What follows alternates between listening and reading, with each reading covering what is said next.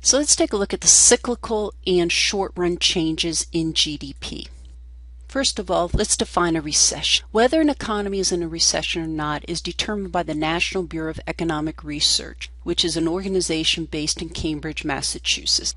The official definition of recession is there's a significant widespread decline in economic activity spread across the economy. So it's not a geographic issue. It's saying that there's a widespread decline over a vast part of the United States, not just a slowdown in the Northeast or in the West. It's a widespread decline. It lasts for more than a few months, and it's normally visible, or it's normally reflected by a decline in real GDP, a decline in real income, a decline in employment, industrial production, as well as wholesale retail sales. So recession can be quite devastating. It means not only that we're producing less, but as you can see, it means incomes are falling, there are fewer jobs available, we're producing less output, and sales are also decreasing.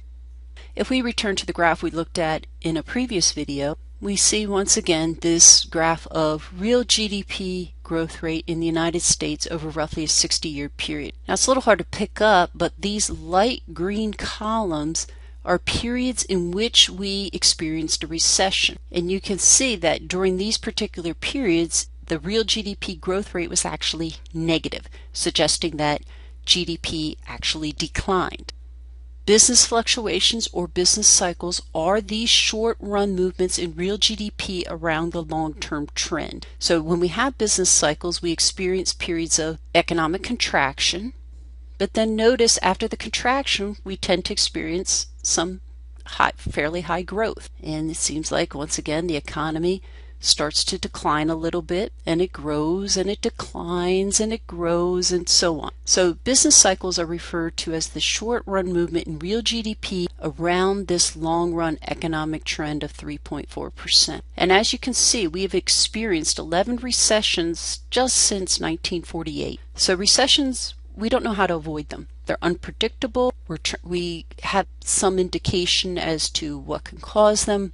But when you're talking about a macroeconomy with so many different players, households, firms, the government, international influences on our economy, it's really hard to prevent an economy from going into a recession. In macroeconomics, we'll study, though, things that we could do to try to avoid a recession, or things that we might do to mitigate the effects of a recession.